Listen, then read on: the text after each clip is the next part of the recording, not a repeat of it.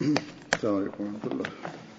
أشهد أن لا إله إلا الله وحده لا شريك له وأشهد أن محمدا عبده ورسوله أما بعد فأعوذ بالله من الشيطان الرجيم بسم الله الرحمن الرحيم الحمد لله رب العالمين الرحمن الرحيم مالك يوم الدين إياك نعبد وإياك نستعين اهدنا الصراط المستقيم صراط الذين أنعمت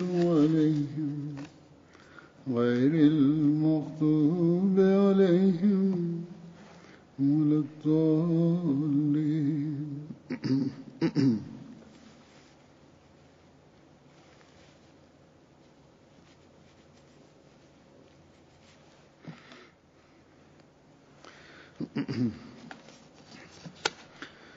सबसे पहले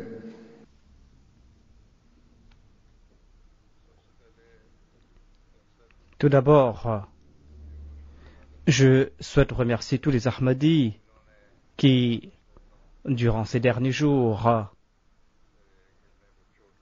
ont prié après ma chute et ces Ahmadis ont fait montre de leurs émotions des plus extraordinaires. Ils ont prié beaucoup. Qu'Allah vous accorde la meilleure des récompenses à vous tous pour vos prières. Qu'Allah fasse que vous grandissiez de votre sincérité, de votre fidélité à notre époque pour la cause d'Allah et suite au commandement de Dieu. Cet amour que l'on ressent, cette fidélité que l'on ressent pour le calife, eh bien, c'est uniquement au sein de la Jamaat Ahmadiyya que l'on voit cette fidélité et cet amour. C'est un amour à deux sens et c'est Allah lui-même qui a créé cela. Ici, on ne sait pas qui ressent plus de douleur pour l'autre. Des fois, on dirait que les membres de la Jamaat ont un amour si grand pour le calife de l'époque.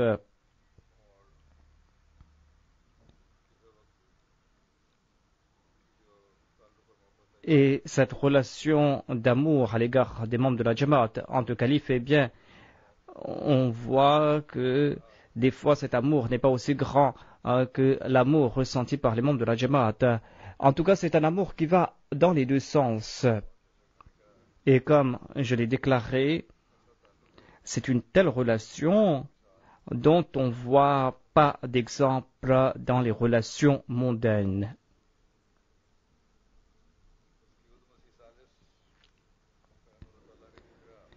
Il y a cette phrase du troisième calife, une phrase que j'aime beaucoup. Il avait déclaré que le calife et la Jamaat sont deux noms différents de la même personne. C'est en raison de l'exaucement de vos prières que par la grâce de Dieu, de manière extraordinaire, mes blessures ont pu se cicatriser. Le médecin m'avait dit que généralement les blessures au visage se cicatrisent très bien, mais la façon dont cela s'est fait, dit le médecin, eh bien il m'a dit cela a dépassé mes attentes, la manière dont ces blessures se sont apaisées. Je lui avais dit que loin, on peut mettre de côté, il y a ces soins, certes, mais il y a aussi les prières faites par les Ahmadis. moi aussi, je me suis dit que les blessures sont multiples et que cela prendra peut-être 2 semaines pour que ces blessures se cicatrisent et que ces blessures puissent laisser des cicatrices, mais par la grâce de Dieu, en 7 ou 8 jours, tout s'est éclairci en raison de cette blessure. J'en ai fait l'expérience et j'ai placé donc l'onguent de Rissa. C'est Mahmoud Ahmad Nasir Seb qui avait préparé cela suite à une série avec une pratique syriaque. J'avais utilisé le calendula aussi, une pommade homéopathique, mais en tout cas, c'est Dieu qui accorde la guérison. J'ai évoqué ces médicaments ici afin que cela soit avantageux aux autres aussi, parce que des fois on en a besoin. En tout cas, on doit prier à présent pour que les effets de cette blessure, eh bien, qu'Allah m'en guérisse, qu'Allah donc dissipe ces effets néfastes. C'est uniquement, c'est Dieu qui est la source de toute grâce, et on reçoit cette grâce à travers la prière. Je me souviens que quelque temps de cela, j'avais une grosse douleur à l'épaule et au bras. Il m'était difficile de lever la main. Je devais utiliser l'autre main. Et j'ai montré cela à un spécialiste et il m'a dit tout simplement que cette douleur prendra entre 3 mois à 6 semaines pour guérir. Mais après quelques jours, il m'a examiné de nouveau et il a constaté et que par la grâce de Dieu, 90% des douleurs avaient disparu. Il en a fait mention et je lui ai dit que, étant donné que des centaines de milliers de personnes prient, eh bien, c'est ainsi qu'Allah vous accorde sa grâce. C'était un Anglais, un médecin. Il a dit que je suis chrétien et nous appartenons à une famille pratiquante. Moi aussi, je crois dans la prière. Et il m'a dit que certainement cela s'est fait grâce à la prière. Ainsi donc, c'est par la grâce de Dieu, nous devons toujours plutôt demander la grâce de Dieu et nous devons toujours nous prosterner devant Dieu. Ces jours-ci, nous sommes en train de passer par une situation très particulière. Eh bien, il est encore plus important de se prosterner devant Dieu. Il y a des rapports du Royaume-Uni, il y a des rapports des autres pays du monde et tout cela laisse comprendre que ce n'est que qu'en se prosternant que beaucoup de membres de la Jamaat se prosternent devant Dieu. En raison de ce confinement, les gens prient ensemble à la maison. On accomplit la prière en congrégation à la maison. Et il y a aussi les dars qu'on fait à la maison. On est en train d'étudier les ouvrages, les hadiths ou le Saint-Coran. Et tout cela est en train d'accroître la connaissance des membres de la Jamaat. Et tout cela est en train d'accorder aux enfants aussi cette connaissance religieuse. Et on est en train de grandir dans sa foi en Dieu.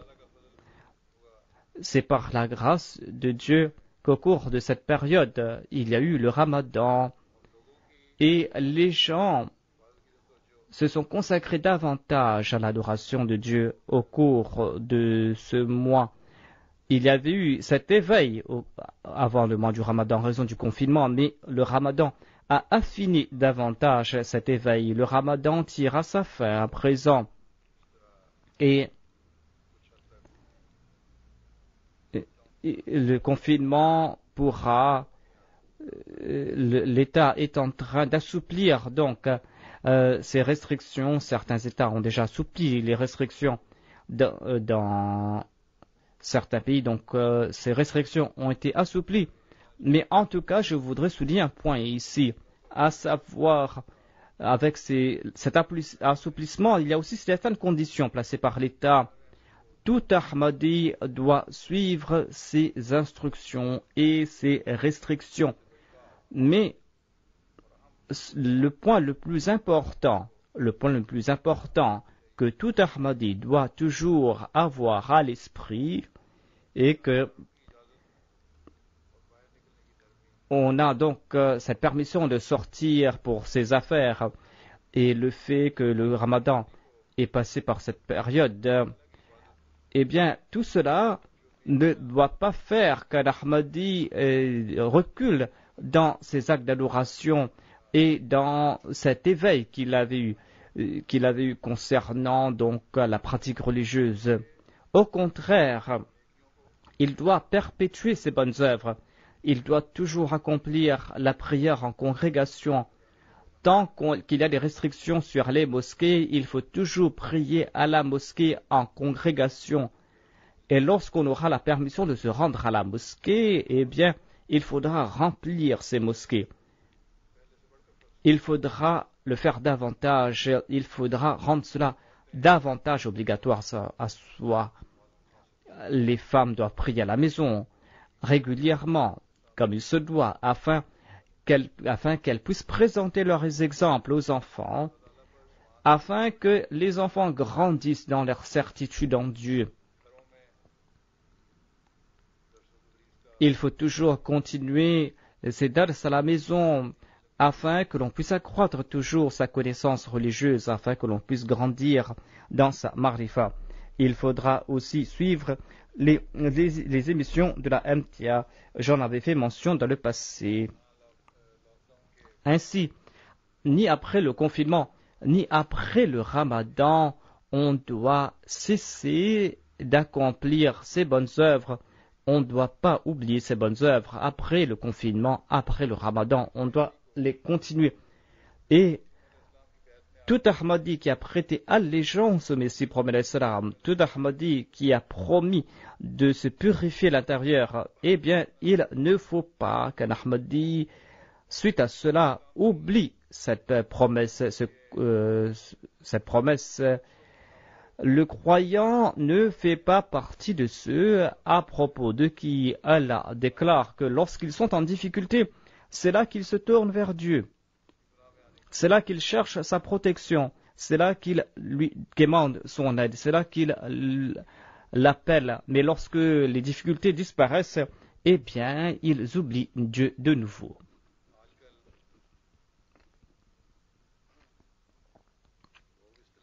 Ces jours-ci, les gens sont en train de chercher des remèdes, ils sont en train de se demander si c'est une épidémie naturelle ou si c'est un signe de la colère de Dieu. Lorsque frappent ces épidémies, eh bien, il incombe aux croyants, quant à lui, de se tourner davantage vers Dieu. Il ne doit pas chercher à comprendre le pourquoi du comment derrière cette épidémie. Nous vivons à l'époque du Messie promis à l'Islam, eh bien, à l'époque du Messie promis à l'Islam, Dieu a fait de nombreuses promesses à l'égard du Messie promis à l'Islam, des promesses qui se sont accomplies et qui vont s'accomplir à l'avenir. Si il y a certains avertissements dans certains faits, dans certains événements, eh bien, il incombe en premier aux croyants d'être imbus de cette crainte de Dieu et de renforcer sa foi et sa certitude et de prier afin qu'il ait une bonne fin. La chose essentielle, c'est d'avoir une bonne fin. J'en ai fait mention à maintes reprises. J'en ai mentionné donc à maintes reprises que ces calamités, ces tempêtes, ces épidémies, ces malheurs qui sont en train de frapper le monde, eh bien, après l'avènement du Messie promis l'Islam, cela a un lien particulier avec le Messie promis l'Islam. Ainsi donc, nous devons prier pour que nous ayons une bonne fin. Nous devons aussi prier pour que nous grandissions dans notre foi et notre certitude. Et nous devons aussi prier pour le salut de l'humanité. Le Messie promet l'Islam, à l'époque où Dieu l'avait informé à propos de la peste, et l'avait informé que la peste allait servir de signe de sa véridicité, eh bien, le Messie premier l'Islam avait beaucoup prié, tout anxieux. Il fermait ses portes pour prier et il priait ardemment et les gens en font mention. Il disait que il pleurait tellement dans ses prières qu'on dirait qu'il s'agissait d'une marmite d'eau qu'on avait placée sur un feu. Il priait pour que Dieu protège l'humanité, pour que Dieu sauve l'humanité.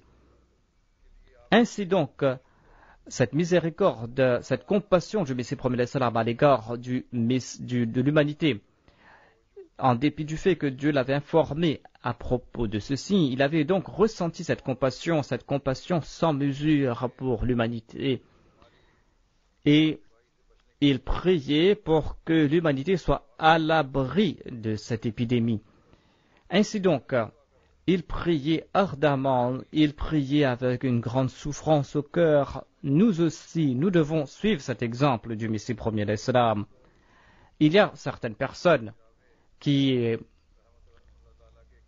citent un article du quatrième calife concernant les calamités naturelles et la punition de Dieu. Eh bien, ils tentent de lier cela avec cet article, cette épidémie avec cet article, et ils font des commentaires à ce sujet, mais qu'il soit clair, tout comme je l'ai déclaré, que après l'époque du Messie premier l'Islam, ces calamités, ces malheurs ont pris de l'ampleur. Et d'ailleurs, le Messie premier l'Islam lui-même, il nous avait expliqué cela, qu'il y aura ces destructions qui vont venir et qui vont prendre de l'ampleur. Il n'y a pas de doute à ce sujet.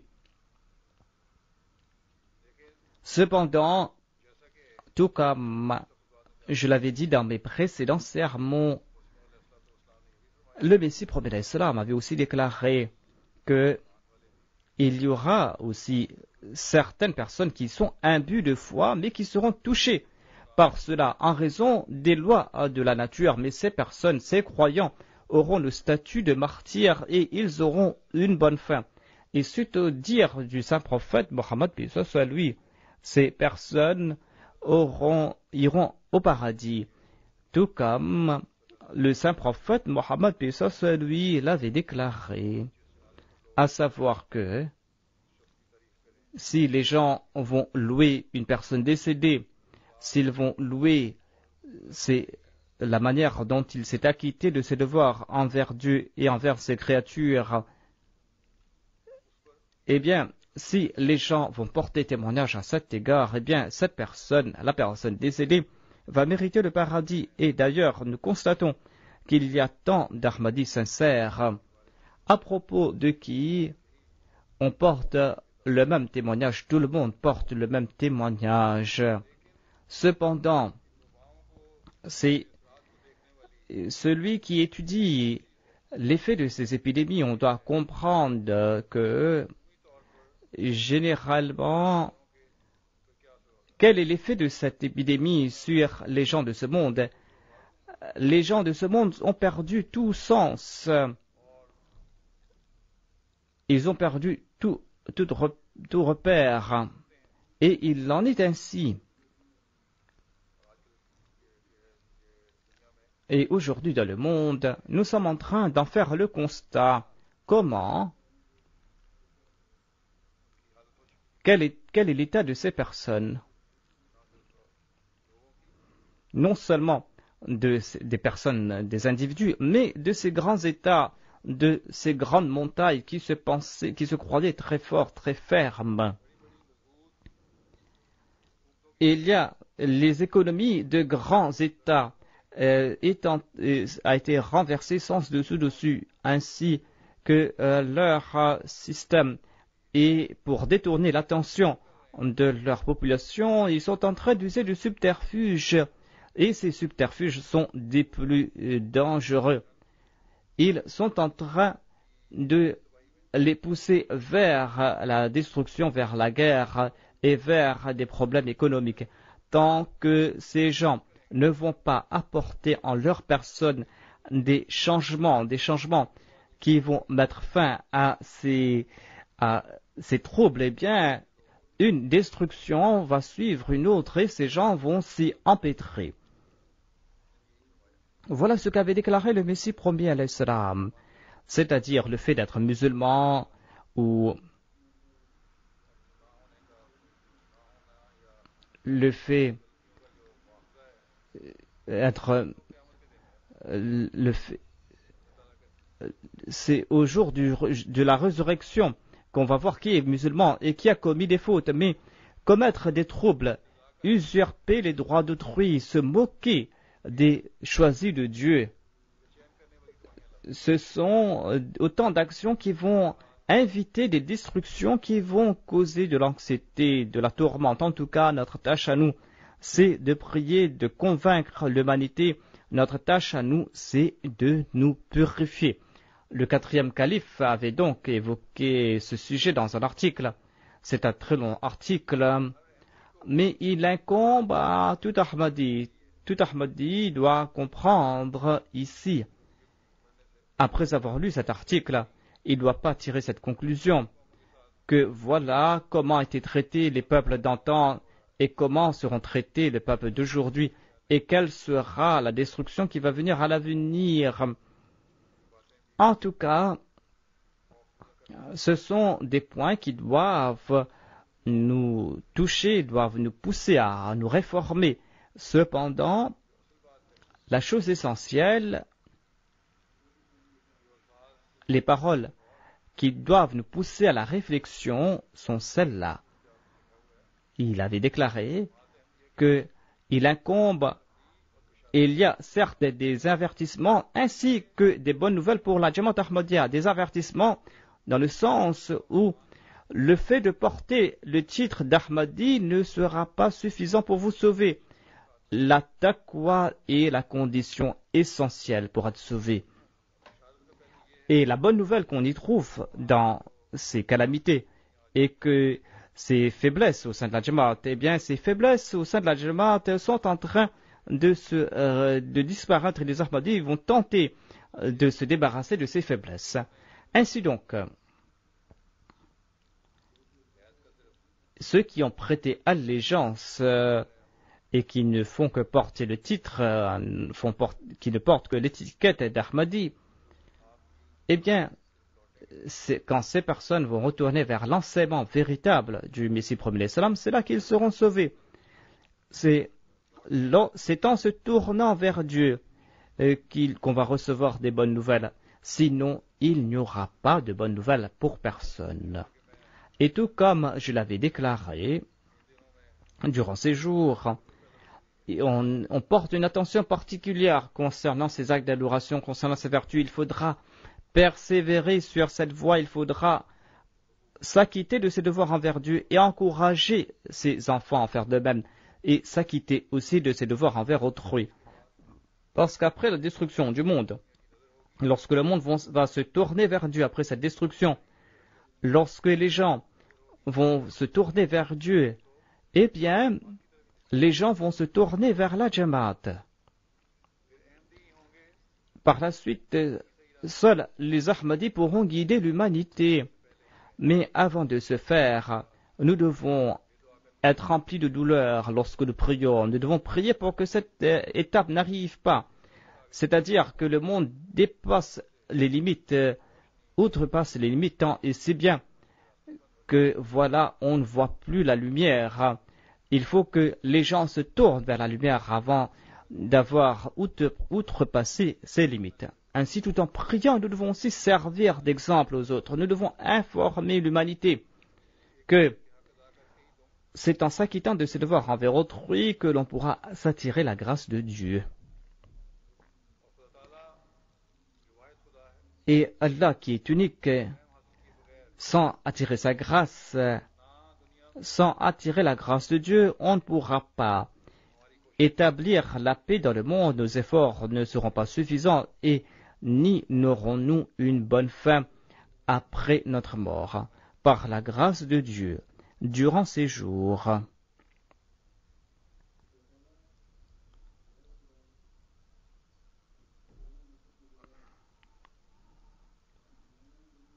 par la grâce de Dieu, durant ces jours, les membres de la Jamaat se tournent davantage vers l'adoration de Dieu.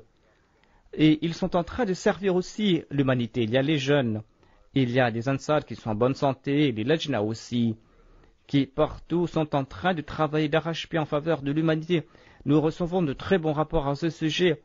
Et ces services à l'humanité sont aussi des moyens pour guider ceux qui sont égarés parmi les gens de ce bas monde. Certains, quelques jours de cela, j'ai reçu un rapport du Canada. Il y avait une femme qui, vers 2 heures du matin, a contacté le Khuddam sur une ligne.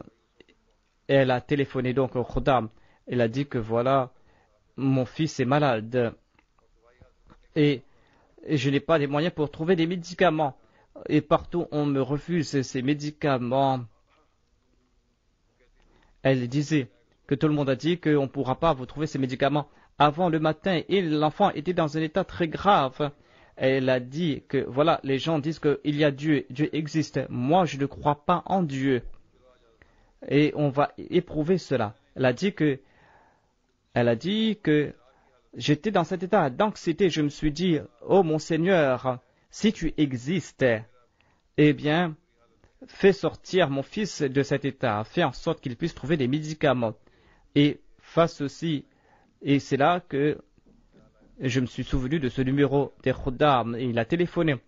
Quelqu'un a pris l'appel. Il lui a dit ce qui s'est passé. Elle a dit que je vais faire de mon mieux. Et après quelque temps, cette personne a téléphoné de nouveau en disant qu'il est 2 heures du matin, ce sera difficile de le faire. Mais cette personne a aussi déclaré que quelle est la condition de ton fils. Et la femme a raconté tout ce qui s'est passé. Elle a fait montre de ses inquiétudes. Elle a dit que bien, je vais faire de mon mieux. Et je vais voir s'il y a une pharmacie qui est ouverte. Et je vais faire de mon mieux. Si la pharmacie est ouverte, je vais venir. Eh bien, cette personne est partie à 2 heures du matin. Il était ensommeillé, mais il a parcouru 50 kilomètres pour voir cette femme, pour lui donner ce médicament. Et cela m'a fait comprendre que Dieu existe, a dit cette femme. Et cette certitude, je l'ai reçue grâce aux Ahmadis. Et je remercie ces personnes. Ainsi donc, durant ces jours, nous sommes en train de servir l'humanité. Et nous sommes en train de rapprocher les gens de Dieu. Et chacun d'entre nous doit faire des efforts en ce sens. On ne doit pas se contenter de voir si il y aura cette destruction ou pas. Et au cours du Ramadan, la leçon que nous avons apprise, c'est de ressentir la souffrance d'autrui. Et nous devrons aussi donc perpétuer ces sentiments, à savoir, on doit toujours ressentir la souffrance de l'autre.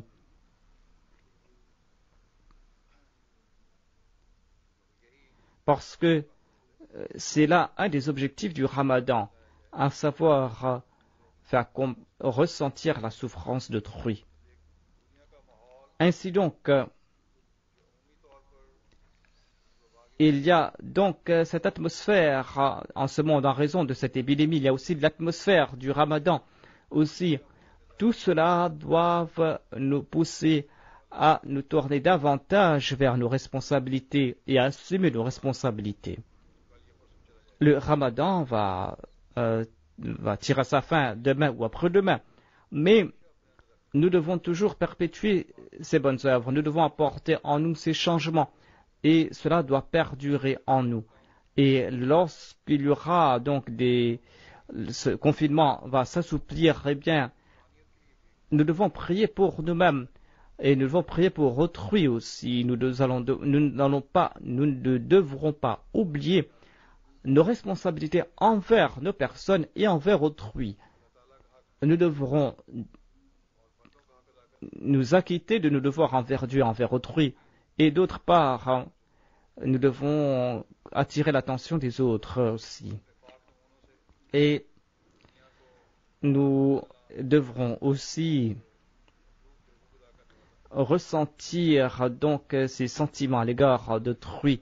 Nous avons accepté le Messie promis alayhi salam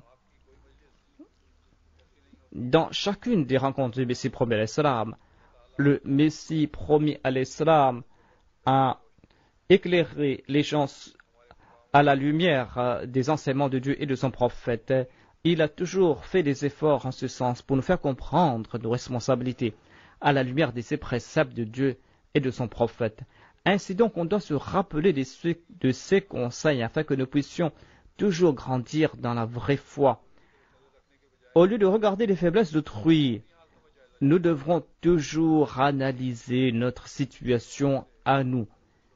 À cet égard, je voudrais ici présenter quelques extraits des dires du Messie premier alayhi salam, des dires sur lesquels nous devons toujours réfléchir. Le Messie premier alayhi salam souhaitait que nous atteignions un certain niveau, et en évoquant cela, le Messie premier alayhi salam a déclaré que chacun des nôtres doit se réveiller pour la prière de Tahajjud et doit aussi accomplir la prière de Qanout et éviter toute action qui attire la colère de Dieu. La Torba signifie éviter tous ces mots qui peuvent attirer la colère de Dieu et apporter en soi un véritable changement et faire le pas dans la direction de la taqwa. Adopter la taqwa, c'est en cela qu'on va attirer la colère de Dieu. Il faudra raffiner ses qualités. Il faudra faire montre d'humilité, mettre de côté colère et arrogance et remplacer cela par l'humanité. Et il faudra aussi faire de l'aumône dans la mesure du possible. Yut'imuna at-ta'ama ala hubbihi miskinan wa yasiran wa yut'imuna at-ta'ama, comme l'a dit le verset, c'est-à-dire que les croyants offrent de la nourriture aux prisonniers et aux orphelins et à ceux qui sont en difficulté en disant que nous vous offrons cela par amour pour Dieu et nous craignons le jour terrible. En bref, grâce à la prière et grâce à la torba, vous devez toujours persévérer sur cette voie et faire la torba afin que Dieu vous traite avec grâce. Ensuite, en prodiguant d'autres conseils, le Messie premier salam a déclaré que Dieu ne se soucie de personne hormis les serviteurs qui sont salih. Vous devez faire naître cet amour, laisser de côté toute sauvagerie et laisser de côté toute mauvaise qualité et mettez de côté toute forme de mépris parce que le mépris détourne les gens de la vérité. Vous devez vous honorer les uns les autres et vous devez préférer le confort d'autrui sur le vôtre. Vous devez établir cette relation sincère avec Dieu et vous devez retourner dans le giron de l'obéissance de Dieu. La colère de Dieu est en train de frapper le monde et celui qui en sera à l'abri et celui qui va se repentir de tous ses péchés va se présenter ainsi à Dieu. Sachez que si vous allez obéir à Dieu, si vous allez soutenir sa foi, sa religion, eh bien Dieu va faire disparaître ces obstacles et vous aurez le succès. N'avez-vous pas constaté que le planteur débarrasse son champ des mauvaises herbes et qu'il prépare son champ et y place des semences saines et qu'il les protège et qu'il protège ses plantes. Et quant à cette plante qui ne donne pas des fruits, quant à cette plante qui est en train de dépérir, eh bien, il va s'en débarrasser. Il peut donc, quelqu'un peut venir, un animal peut venir consommer cet arbre ou on peut le jeter au feu. Cela ne lui fera pas de différence. Si vous êtes sincère, aucune opposition ne nuira à votre personne. Mais si vous désobéissez à Dieu, si vous n'êtes pas sincère envers Dieu, eh bien Allah ne se souciera de personne. Ainsi donc, vous devez faire partie des proches de Dieu. Vous devez mettre de côté les disputes, vous devez mettre de côté votre colère et votre inimitié. Vous devez mettre de côté ces pensées futiles et œuvrer pour cette tâche des plus grandioses. Les gens vont s'opposer à vous. Les gens vont s'opposer à vous, mais ne vous en souciez pas.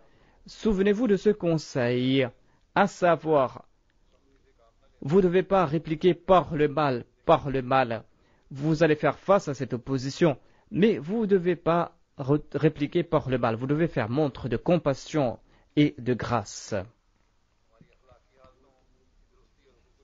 Le Messie prophète l'Islam attire notre attention vers notre réforme et à cet égard, il a déclaré qu'il est dit dans un hadith qu'au jour de la résurrection, Dieu va dire aux gens que vous êtes des saints et je suis très content de vous. Vous êtes mes choisis parce que j'avais très faim et vous m'avez offert à manger. J'étais nu et vous m'avez offert des vêtements. J'avais soif et vous m'avez offert de l'eau. J'étais malade et vous m'avez traité, vous m'avez soigné. Les gens vont dire, oh Allah, comment se fait-il? Tu n'étais pas dans cette condition. Comment est-ce que nous t'avons traité ainsi? Et Allah va répliquer qu'il y avait tel ou tel serviteur des miens qui était ainsi, eh bien vous vous êtes soucié de cette personne. C'est ainsi, c'est comme si vous m'avez traité ainsi. Ensuite, il y aura un autre groupe qui va se présenter. Allah va dire que vous m'avez maltraité. J'avais faim, vous ne m'avez rien donné à manger. J'avais soif, vous ne m'avez pas donné à boire. J'étais nu et vous ne m'avez pas donné des vêtements. J'étais malade et vous ne m'avez pas soigné. C'est là que les gens vont dire, oh Allah, quand étais-tu dans cette condition? Tu es au-delà de tout cela. Est-ce que nous t'avons ainsi traité? Allah va répondre, il y avait tel serviteur des miens qui était dans cette condition et vous n'avez pas fait montre de compassion à son égard. C'est ainsi que vous m'avez traité. Ainsi donc, faire montre de compassion à l'égard de l'humanité. Ici, il n'est pas question d'être chrétien, d'être musulman ou d'être hindou. Il s'agit de l'humanité tout entière, dit le Messie prophète l'Islam. Faire montre de compassion à l'égard de l'humanité tout entière est une grande forme d'adoration. C'est un grand moyen pour s'attirer la grâce de Dieu. Mais je constate que on fait montre de faiblesse à cet égard. On est en train de mépriser autrui. On se moque d'autrui. Loin de se soucier d'autrui, de l'aider dans ses difficultés. Voyez ces gens qui maltraitent les pauvres, au contraire.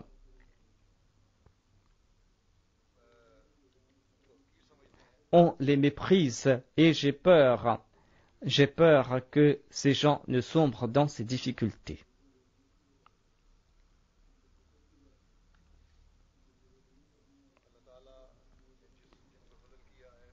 Allah nous a accordé des grâces et quant à ceux qui ont reçu ces grâces de Dieu, eh bien pour faire montre de leur reconnaissance envers Dieu, ils doivent traiter avec compassion la création de Dieu et ils ne doivent pas être fiers de cette grâce et ils ne doivent pas écraser les pauvres sous leurs pieds.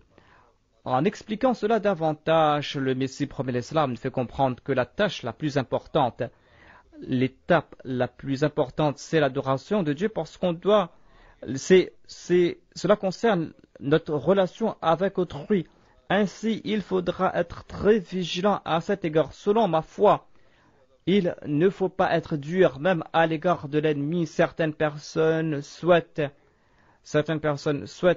détruire l'ennemi et ils font des complots. Et pour cela, ils ne se soucient pas des moyens licites et illicites. Ils accusent l'ennemi et ils mentent à propos de l'ennemi.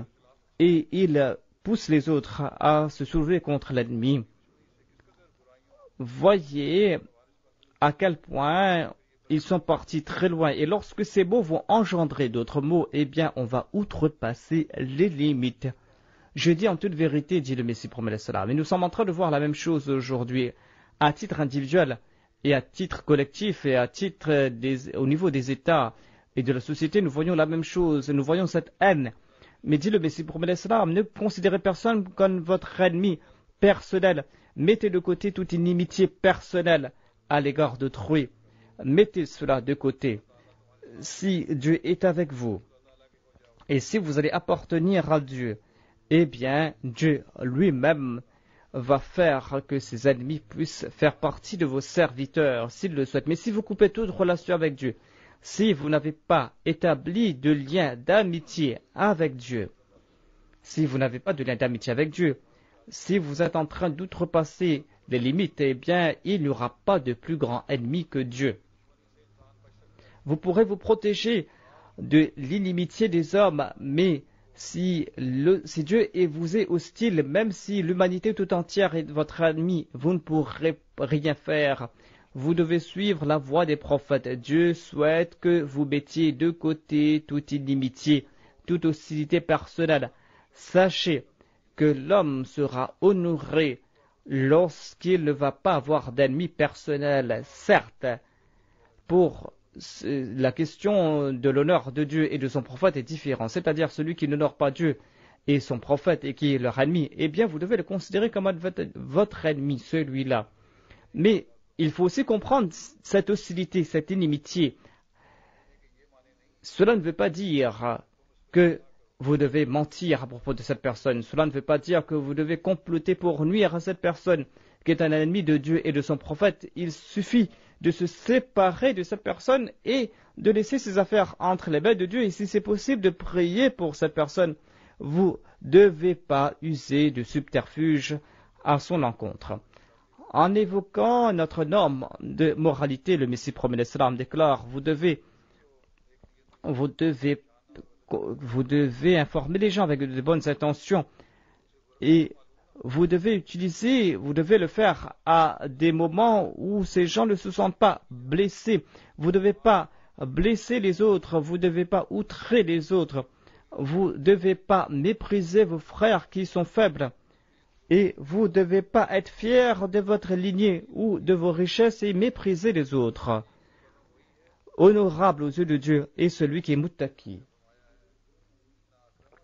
Il déclare Inna akramakum indallahi atqakum. Vous devez traiter les autres vous devez traiter autrui avec bienséance. Les gens sont en train de chercher des prétextes pour nuire à notre Jamaat. Et les gens subissent une peste, mais au sein de notre Jamaat, cela est double. Parce que si une seule personne parmi nous se comporte avec malveillance, cela va nuire à la Jamaat tout entière. Cela va nuire à la Jamaat tout entière. Il faudra jamais répondre au mal par le mal. Il ne faut pas répondre à la sottise par la sottise.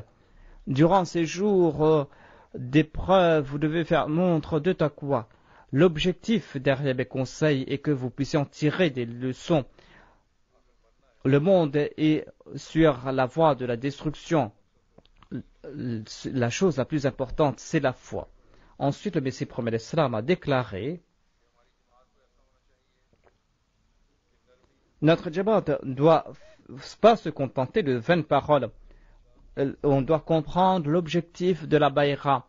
La Jamaat ne doit pas se contenter de vaines paroles, mais doit comprendre l'objectif du serment d'allégeance et apporter en soi des changements. Vous n'allez pas plaire à Dieu uniquement par ces questions de doctrine. Allah ne va pas se contenter de cela. S'il n'y a pas ces changements purs, eh bien il n'y aura pas de différence entre vous et les autres. Si il y a toujours cette paresse, il y a toujours cette subterfuge en vous, eh bien sachez que vous serez détruits avant les autres. Portez votre fardeau et respectez votre promesse, parce que la vie ne tient qu'à un fil. Celui qui accomplit de bonnes œuvres avant l'heure, eh bien celui-là, il va connaître une bonne fin. Priez beaucoup, suppliez Dieu au cours de vos solas et faites aussi de l'aumône. Et soyez parmi ceux qui œuvrent dans la voie de Dieu, tout comme il est dit Walladhina jahadu finna. Le malade va voir le médecin, consomme des médicaments et il se fait une saignée. Et il fait de son mieux pour retrouver la santé. De même, vous devez faire de votre mieux pour vous débarrasser de vos maladies spirituelles. Vous ne devez pas vous contenter de vaines paroles, mais vous devez user de tous les moyens que Dieu a mis à votre disposition. Vous devez faire de l'aumône, vous devez prier en aparté. Allah, lorsque l'homme use de tous les moyens, eh bien, Dieu lui montre des signes. Ainsi donc, durant ces jours, étant donné qu'au Pakistan et dans d'autres pays, il y a donc cette campagne contre les Ahmadis, nous allons devoir prier davantage pour attirer la grâce de Dieu. Lorsque l'ennemi atteint l'extrême dans son hostilité, l'étape extrême dans l'hostilité, eh bien nous devons prier davantage pour attirer la grâce de Dieu. De même, il y a aussi le Messie prophète l'Islam nous a expliqué le statut véritable du saint prophète Mohammed paix sur lui. Il nous a expliqué aussi cet état de moralité et ces exemples. C'est en suivant l'exemple du saint prophète Mohammed paix sur lui que l'on pourra atteindre cet objectif. Il nous a demandé de ne pas abandonner la voie du saint prophète. Il a déclaré que je souhaite vous informer que nombre de personnes ont inventé des prières et qui veulent atteindre ces objectifs sublimes par leur subterfuge ou qui veulent établir une relation sincère avec Dieu par leurs propres moyens. Mais ce sont des gens qui ont fabriqué de toutes pièces des méthodes ou des formules de prière et qui veulent grandir dans leur relation avec Dieu. Mais moi, je vous informe quelle est la méthode la plus efficace. C'est celle adoptée par le saint prophète, paix sur lui. Toute chose qui est contraire à la pratique du saint prophète est futile.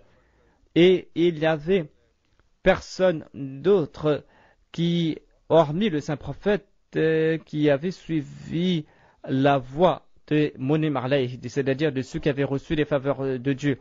Et en fin de compte, il avait reçu le statut de prophète. C'est cette voie qui va nous rapprocher de Dieu. Suivre une autre voie, même si cette voie nous paraît sublime, eh bien cette voie va nous mener à la destruction. Et Dieu me l'a expliqué, dit le Messie prophète l'Islam, me l'a expliqué clairement, à savoir que nous devons suivre la voie du saint prophète Mohammed. Voilà comment ceux qui se sont écartés de la voie du saint prophète ont détourné les sens de l'islam en suivant leur mullah et leurs prétendus saints. Et ils ont défiguré l'islam et disent que nous, les Ahmadis, ne sommes pas des musulmans. Le Messie prophète l'Islam explique davantage la voie du saint prophète, paix sur lui. Il déclare que c'est uniquement en suivant la voie du saint prophète que l'on va rencontrer Dieu. Et si vous vous détournez de la voie du saint prophète, même si vous prosternez matin et soir, vous n'allez pas atteindre cet objectif. Saadi lui-même avait évoqué l'importance de suivre le saint prophète, puis sur lui, il avait dit dans ses vers en langue persane que il a déclaré que la pureté, pour faire des efforts pour atteindre la voie de la pureté, mais uniquement en suivant la voie de Mustafa sallallahu alayhi wa sallam. N'abandonnez pas la voie du saint prophète, paix sur lui. Je constate que les gens ont inventé des formules de prière et ils sont en train de suivre la voie des ascètes, mais cela ne sert à rien. Tel n'est pas la sunna du saint prophète, le fait de se pendre les pieds en l'air ou d'inventer d'autres pratiques ascétiques. Le saint prophète nous sert d'exemple. Le saint prophète Mohammed paix sur lui nous a servi d'exemple. Il est dit lakum fi rasulillahi uswatun hasana. C'est-à-dire, c'est le saint prophète qui nous sert d'exemple. Suivez la voie du saint prophète Mohammed paix sur lui et ne vous écartez pas le moindrement de sa voie. Ensuite, le Messie prophète l'Islam a déclaré: ainsi donc, voyez les excellences de ceux qui ont reçu les faveurs de Dieu et de ceux qui ont suivi la voie de Dieu. Ceux qui ont suivi la voie des Sirat al-Mustaqib. Voilà l'objectif. Votre objectif, c'est de suivre cette voie. Et les membres de la Jamaat doivent suivre cette voie. Parce que voilà ce que souhaite Dieu. Il souhaite préparer une Jamaat comme celle préparée par le saint prophète Mohammed paix soit lui, afin que durant les derniers temps, nous puissions être témoins de la véridicité du saint prophète Mohammed paix soit lui. Ainsi donc, nous avons prêté allégeance au Messie premier salam et nous faisons partie des véritables suivants du saint prophète Mohammed paix soit lui. En cela est notre salut. Et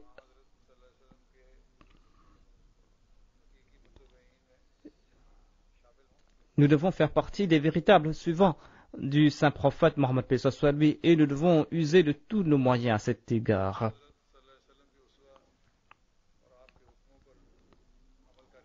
Nous devons suivre sa voie et faire partie des monim alayhi. Et nous devons aussi nous protéger des conséquences de ceux qui se sont égarés de la voie de Dieu.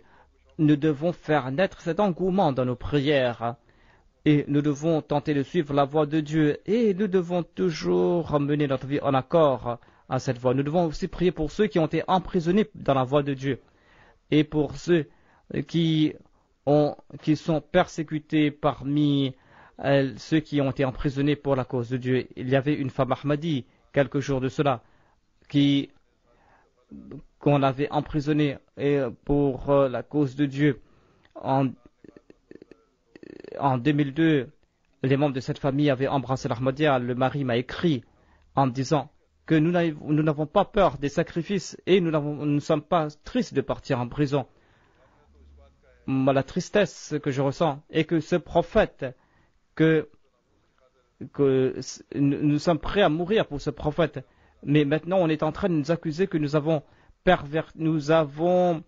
porté atteinte à ce prophète. Priez aussi donc pour cette femme qu'on a condamnée à mort. Priez pour cette femme, qu'Allah fasse que toutes ces personnes soient libérées, qu'Allah leur accorde sa grâce, qu'Allah accorde la possibilité aux tribunaux et à l'État de faire montre de justice. Ils prennent le nom d'Allah et de son prophète. Ils prennent le nom de Dieu et de son prophète, mais que Dieu fasse naître la crainte de Dieu en leur cœur, qu'ils suivent l'exemple du saint prophète Mohammed paix soit lui. Il y a aussi, je souhaite attirer votre attention sur d'autres faits concernant les prières. Priez pour que nous puissions reconnaître le but de l'avènement du Messie promet salam et que nous puissions aussi grandir dans notre amour pour le saint prophète paix soit lui, que cet amour a prééminence sur tout autre amour, que nous puissions suivre les véritables enseignements de l'islam et que nos maisons soient des foyers d'amour et que ces enfants qui sont soucieux des disputes entre leurs parents, qu'Allah dissipe leurs soucis. Priez aussi pour tous les waqifin et zindagi, qu'Allah fasse qu'ils puissent tous servir en toute abnégation. Qu'Allah fasse qu'ils puissent tous servir en toute abnégation et qu'ils puissent respecter leur waqf. Priez aussi pour les waqifin et nao. Qu'Allah fasse qu'ils puissent être à la hauteur des promesses faites par leurs parents. Priez pour les martyrs des Ahmadis et pour leurs familles. Priez pour tout Ahmadi en difficulté. Priez aussi pour les uns et les autres. Priez pour vous-même. Priez les uns pour les autres. Et c'est ainsi que l'on va s'attirer la grâce de Dieu en priant pour autrui. Priez pour les jeunes femmes qui cherchent des maris, en particulier celles qui n'arrivent pas à se marier. Vu cette situation et après cette situation, le monde va faire face à des difficultés économiques.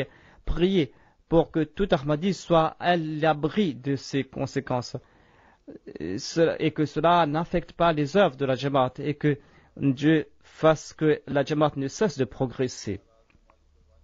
Et priez aussi pour ceux qui consentent à des sacrifices financiers, qu'Allah bénisse leurs biens et leurs personnes.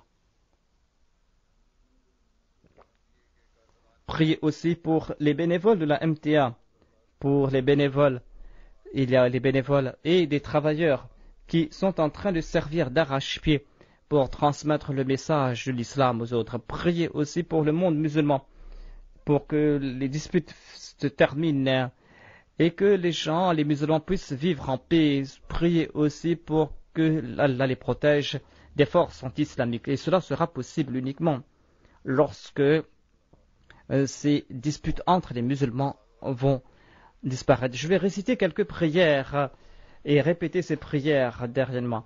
Allahumma inna naj'aluka fi nuhurihim wa na'udhu bika min shururihim.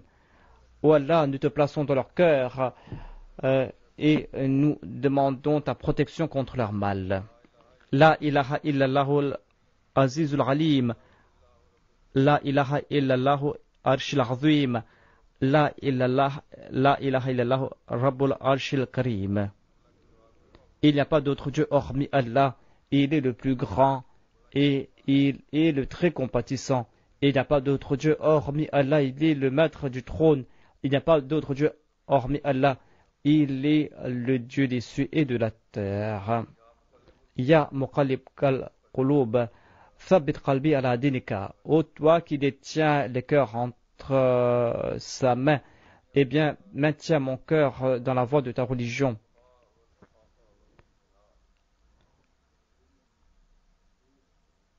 Ô mon Seigneur, je demande la direction, la taqwa et le contentement. Allahumma inni a'udhu bika min zawali ni'matika wa tahawuli afiyatika wa fujati jatika. Ô Allah, je demande la protection contre le déclin de tes grâces et contre le mal et de toute chose qui attire ta colère. Rabbana zalamna anfusana wa illam taghfir lana wa tarhamna lanakunanna min al-khasirin. Ô mon Seigneur, Rabbana zalamna anfusana, ô notre wa illam taghfir tarhamna lanakunanna min al-khasirin. Ô notre Seigneur, nous avons nui à notre âme, et si tu ne nous pardonnes pas, et si tu n'as pas pitié de nous, certainement nous serons parmi les perdants. Rabbana la tuzigh qulubana ba'da idh hadaytana wa hab lana min ladunka rahmatan innaka antal wahhab. Ô notre Seigneur, ne laisse pas nos cœurs se pervertir après que tu nous aies guidés et accorde-nous ta grâce. Certainement tu es parmi ceux qui accordent des grâces. Rabbana atina fid dunya hasanatan wa fil akhirati hasanatan wa qina adhaban nar. Ô notre Seigneur, accorde-nous le succès ici-bas et dans l'au-delà, et protège-nous du feu. Il y a aussi une prière du Messie promis alayhi salam. Ô notre Seigneur, je ne pourrai pas te remercier pour ta grâce, tu es très gracieux et miséricordieux. Tu m'as accordé d'innombrables grâces, pardonne-moi mes péchés afin que je sois à l'abri du mal. Mets mon amour dans mon cœur, mets ton amour dans mon cœur afin que je puisse vivre et couvre mes péchés. Et fasse que j'accomplisse des actions qui te plaisent. Et je demande ta protection contre ta colère. Ô mon Seigneur, aie pitié de moi, aie pitié de moi, aie pitié de moi. Et protège-moi des calamités de ce monde, parce que toute grâce vient de ta part.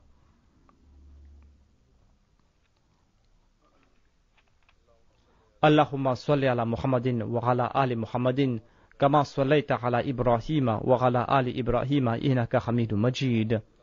اللهم بارك على محمد وعلى آل محمد كما باركت على إبراهيم وعلى آل إبراهيم إنك حميد مجيد. Qu'Allah, c'est le dernier jour, c'est le dernier vendredi du Ramadan, eh bien, qu'Allah fasse que nous puissions perpétuer les changements purs que nous avons apportés en nous et qu'Allah exauce ses prières en notre faveur. À propos de la Eid, eh bien, je dois annoncer ici, nombre de gens m'ont écrit que voilà, selon les sites web, il n'y aura pas, le Eid sera le 24 dimanche, et parce qu'on ne pourra pas voir la lune, eh bien, j'ai écrit de nouveau ou 3 fois, il y a eu des rencontres avec nos experts aussi et d'autres aussi, eh bien, j'ai dit à la MERSEB de faire des recherches et on m'a envoyé donc le plan. Et selon, certainement, le 23, on ne pourra pas voir la lune dans les grandes villes, mais selon le plan, et dans certaines régions, à Portsmouth, ici au Royaume-Uni, à Penzance Hill, dans ces régions, on pourra voir le croissant lunaire le 23 à l'œil nu. Et si on peut le voir dans un endroit, dans un pays, eh bien, on pourra faire l'Aïd dans ce pays. Et c'est le même système qu'on utilise dans d'autres pays musulmans. Donc, en accord à cela, eh bien, après avoir fait une analyse approfondie à deux ou trois reprises, eh bien, on va célébrer l'Aïd le dimanche ici au Royaume-Uni le 24.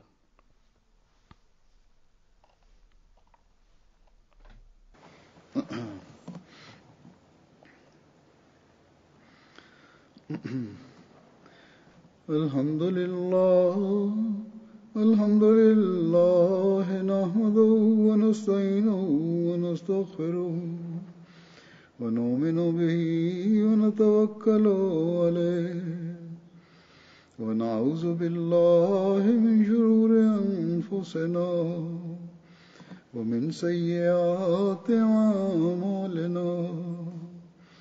من يهده الله فلا مضل له ومن يضلل فلا هادي له ونشهد أن لا إله إلا الله ونشهد أن محمدا عبده ورسوله عباد الله رحمكم الله إن الله يأمر بالعدل والإحسان وإيتاء ذي القربى وينهى عن الفحشاء والمنكر والبغي يعظكم لعلكم تذكرون اذكروا الله يذكركم وادعوه يستجب لكم ولذكر الله